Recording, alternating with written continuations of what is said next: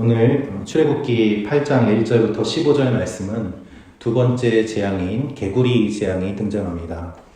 하나님께서 모세에게 말씀을 주셨고 또한 모세가 그대로 행하자 하나님께서 모세가 말한 그대로 행하시는 모습을 보게 됩니다. 오늘 이 말씀을 통하여서 우리가 묵상할 수 있는 몇 가지 내용이 있습니다. 첫째로 볼 수 있는 것은 생명의 주인이 하나님임을 알고 하나님을 경외하게 하옵소서입니다. 생명의 주인이 하나님임을 알고 하나님을 경외하게 하옵소서. 2절, 3절 말씀을 제가 다시 읽어드리겠습니다. 만약 내가 보내지 않으면 내가 내 온 땅을 개구리로 칠 것이다. 그러면 나의 강이 개구리들로 가득하게 될 것이다. 그것들이 강에서 올라와서 내 집과 내 침실과 내 침대와 내 신하들의 집과 내 백성들의 집과 내 화덕과 반죽 그릇 속에 들어가게 될 것이다. 아멘. 오늘 하나님께서는 다시 한번 백성들을 보내라고 말씀하십니다. 만일 보내지 않으면 개구리로 온 땅을 칠 것이다 라고 주님께서 말씀하십니다. 그렇다면 왜 개구리였을까요? 개구리라는 말은 꾀꾀거리다 라는 말, 차파르라는 말에서 나왔습니다. 개구리가 시끄럽게 우는 소리를 의미합니다. 개구리가 수많은 개구리들이 우는 것으로 오늘 고통을 당하는 내용이 기록되어 있습니다. 개구리들이 가득 차서 너희 침실과 내 화덕과 반죽 그릇까지 들어가게 될 것이다 라고 말씀하십니다. 이 말씀은 무수한 개구리들이 생겨나서 너희들이 살고 있는 곳까지 침범하고 그리고 너희가 살 수 없도록 모든 공간들을 다 차지하게 될 것이다 라는 말씀입니다. 왜 이 말씀을 이렇게 강조하고 있을까요? 강에서 올라와서 내 집과 내 침대와 내가 살고 있는 모든 곳에 가득하게 될 것이다. 여러분, 이집트 사람들은 개구리를 신으로 섬겼습니다. 이집트 사람들은 크눔이라는 신과 출산을 돕는 여신인 헤켓이라는 여신을 섬겼는데 이 신들의 머리가 개구리를 닮았다고 생각했습니다. 개구리가 많은 알을 낳고 또 많은 번식을 하기 때문에 다산의 상징인 그 개구리를 우상으로 섬기고 또한 그 침대의 신을 섬기면서 자신들이 그렇게 번성하도록 많은 자손을 낳도록 그들은 그렇게 신들을 만들고 섬겼던 것입니다. 하나님께서 개구리 재앙을 내리시는 이유는 무엇입니까? 그것은 생명의 근원이 그러한 우상들에게서 나오는 것이 아니라 하나님에게 있음을 보여주시는 것입니다.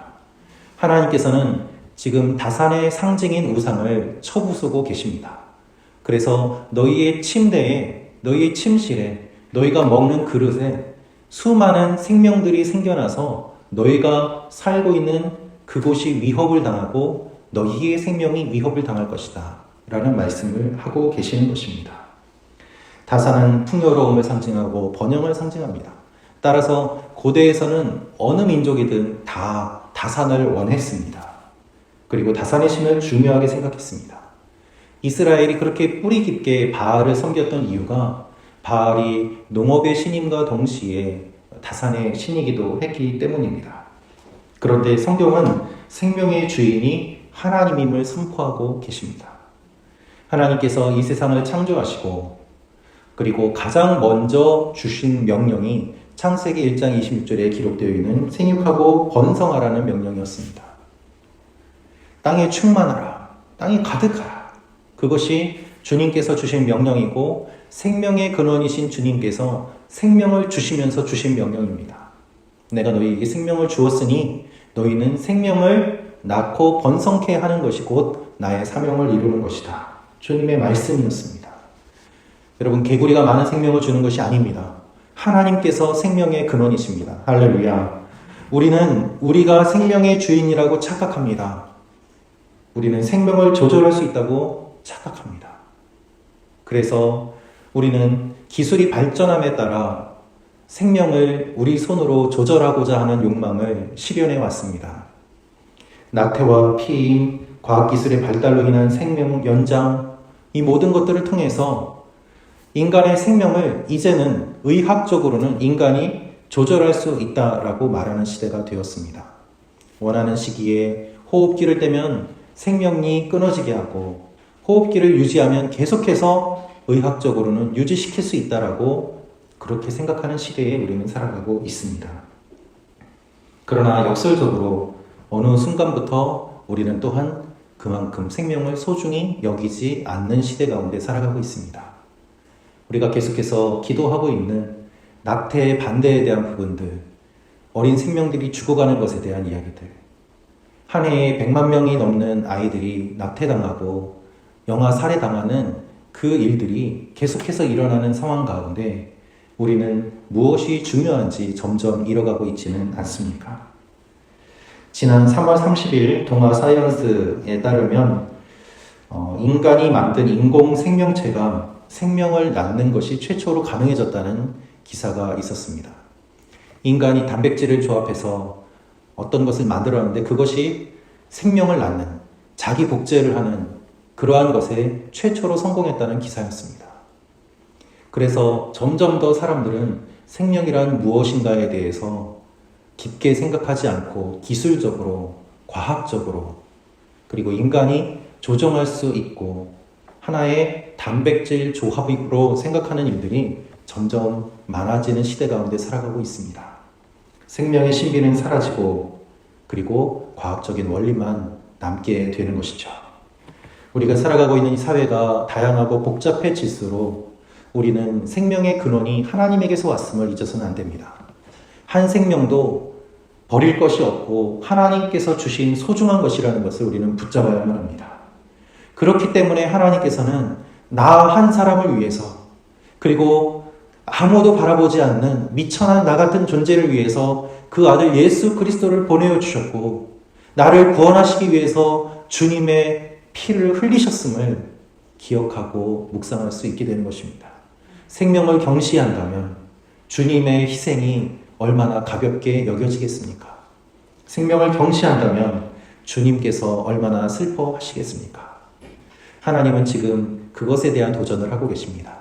개구리들이 많아짐으로 말미암아 너희가 의존하고 있는 그 생명의 신들은 아무것도 아니다. 그것을 보여주고 계시는 것이죠. 하나님께서는 침실의 신으로 섬기던 개구리들이 침실에 가득하게 하십니다. 이것이 무슨 의미겠습니까? 우리가 무엇을 섬기고 있습니까? 무엇을 중요하게 생각하고 있습니까? 우리의 모습을 돌아보며 하나님 앞에 나아가기를 원합니다.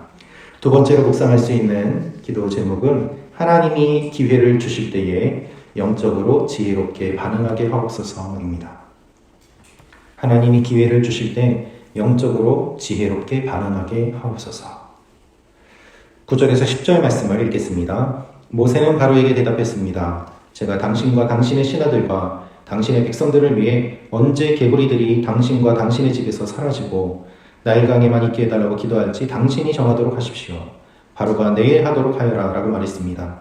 모세가 말했습니다. 당신이 말씀하신 대로 될 것입니다.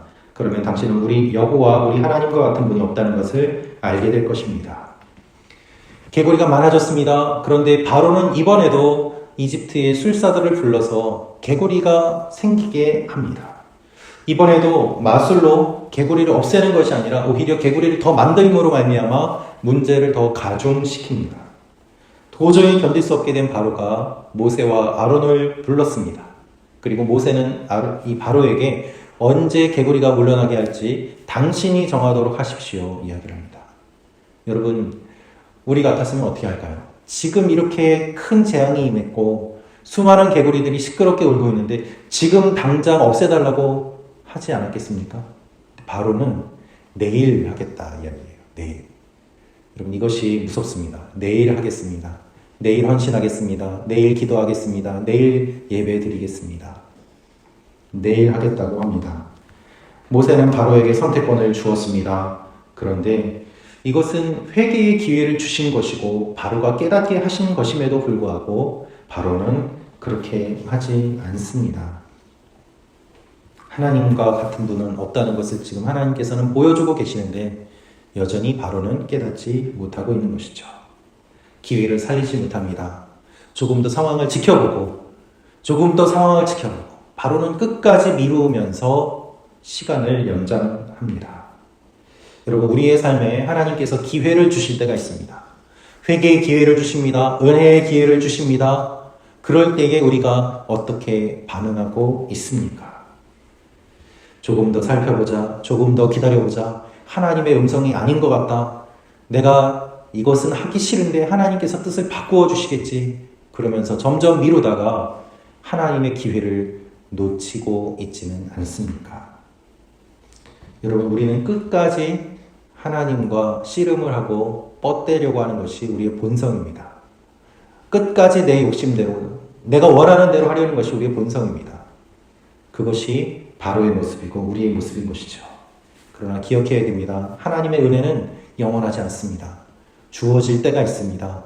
반응해야 할 때가 있습니다. 결단해야 할 때가 있습니다. 바로 오늘이 그때입니다. 할렐루야. 오늘 하나님께서 여러분에게 마음의 감동을 주시고 여러분을 이끌어 가신다면 그것에 순종하며 나아가시기를 축원합니다. 기회를 주실 때에, 은혜를 주실 때에, 은혜 받을 만한 때에 은혜 받고 주님과 동행하시는 여러분과 제가 되기를 기도합니다. 세 번째로 묵상할 수 있는 것은 우리의 문제가 일시적인 해결인지 영원한 해결인지 분별하게 하옵소서입니다. 우리의 문제가 일시적인 해결인지 영원한 해결인지 분별하게 하옵소서. 8장 15절 말씀 읽어드리겠습니다. 그러나 바로는 숨 돌린 틈이 생기자 또 마음이 강팍해져 여호와께서 말씀하신 대로 모세와 아론의 말을 듣지 않았습니다. 모세가 개구리가 떠나기를 위해 기도하자 하나님께서 그렇게 하셨습니다. 그리고 개구리들이 집과 뜰과 밭에서 죽었습니다. 그것을 쌓아놓았습니다. 생명의 상징이었던, 다산의 상징이었던 그 개구리들이 죽어서 시체 더미를 이루고 그것이 쌓여서 냄새를 풍기고 있습니다. 사람들이 그것을 보면서 어떤 생각을 하였을까요? 하나님은 생명의 상징인 우상을 치시고 그것에서 죽음의 냄새가 나게 하십니다. 하나님의 하나님 되심을 그렇게 알려주십니다. 그런데 바로는 마음을 다시 돌이킵니다. 회개하지 않습니다. 백성들을 보내지 않습니다. 그 이유를 15절에 이렇게 기록하고 있습니다. 바로는 숨 돌릴 틈이 생기자. 악취 때문에 숨을 쉴 수가 없었음에도 불구하고 숨 돌릴 틈이 조금 생기자 그의 마음이 바뀌었다는 것이죠. 한숨을 돌리다 숨 돌릴 틈이 생긴다라는 것은 넓다, 광활하다라는 뜻이 있습니다. 지금까지 막 옥죄어 와서 죽을 것만 같았는데 이제 다시 약간 넓어지니까 숨 돌릴 틈이 생기게 되고 다른 생각을 품게 되고 마음을 돌려서 이스라엘 백성들을 보내지 않게 되었던 것입니다. 바로는 지금 착각하고 있습니다. 지금 개구리들이 물러난 것이 영원한 것이라고 생각하고 있습니다. 이 문제가 해결된 것이 일시적인 것이 아니라 영원히 해결되었다고 생각하고 있습니다. 그래서 다시 마음을 돌리고 이스라엘 백성들을 보내지 않는 것입니다. 여러분, 우리의 모습은 어떻습니까? 사사기를 보면 이스라엘 백성들이 하나님 앞에 죄를 짓습니다. 그리고 회개합니다. 하나님이 사사를 보내주십니다. 문제가 해결이 됩니다. 평안이 찾아옵니다. 그러자 그들이 또 죄를 짓습니다. 그 일이 7번이나 반복되어 기록되고 있습니다. 7이라는 수는 완전한 수를 의미합니다. 그들이 계속해서 범죄하고 이 일이 반복되었다는 것을 뜻합니다. 우리의 모습은 어떻습니까? 나에게 어려움이 있고 시험이 있고 문제가 있으면 하나님 앞에 눈물 흘리며 간절히 기도합니다. 하나님이 응답해 주십니다. 그리고 문제가 해결됩니다. 그러면 하나님을 잊고 또다시 내 마음대로 살아가다가 다시 어려움을 겪고 눈물 흘리며 찾아오는 일들이 반복되고 있지는 않습니까? 영적인 지혜는 이 문제가 일시적인 해결임을 알고 하나님 앞에서 영원한 해결을 구하는 것입니다. 일시적으로 해결됐으니까 하나님이 필요 없다 이것이 아니라 이 문제가 내가 이 땅을 떠날 때까지 영원히 해결되지 않는 문제임을 기억하고 하나님께서만이 이 문제를 해결하실 수 있음을 고백하면서 계속해서 나를 쳐서 주님께 복종하며 나아가는 것, 그것이 영적으로 지혜로운 사람의 모습입니다. 여러분, 우리는 끊임없이 분별하고 구해야만 합니다. 우리에게 조금 숨 돌릴 틈이 주어질 수도 있습니다. 그러나 그것은 하나님의 은혜입니다. 이 문제가 해결되었다고 하나님이 필요 없는 것이 아니라 이 문제가 해결되었기 때문에 조금 더 여유를 가지고 하나님과 깊은 관계를 맺을 수 있음을 기억하며 영적으로 어리석은 사람이 아니라 지혜로운 사람으로 나아가는 여러분과 제가 되기를 기도합니다. 우리 공동체 가운데는 정말 어려운 분들 계십니다. 그러나 반대로 어떤 분은 약간 더 여유 있는 분도 계십니다. 하나님께서 그렇게 하시는 이유는 내가 힘들 때 나 스스로 기도조차 할 수 없을 때가 다가올지라도 내 주위에 믿음의 지체들이 조금 여유 있는 지체들이 있어서 함께 나를 위하여 중보할 수 있도록 주님께서는 그렇게 공동체를 세우시고 이끌어 가시는 것입니다. 여러분 여유가 있으십니까? 여러분 주위에 어려운 분들을 위하여 중보해 주십시오. 여러분 기도조차 못할 정도로 힘드십니까? 그래도 여유 있는 분들께 기도 부탁을 하시며 함께 기도하십시오. 그렇게 주님 앞에 계속해서 나아갈 때 우리는 멀리 함께 갈 수 있게 됩니다. 그렇게 주님 만날 그날까지 함께 주님 앞에서 신실한 모습으로 나아가는 여러분과 제가 되기를 기도합니다. 함께 같이 기도하며 나아가도록 하겠습니다.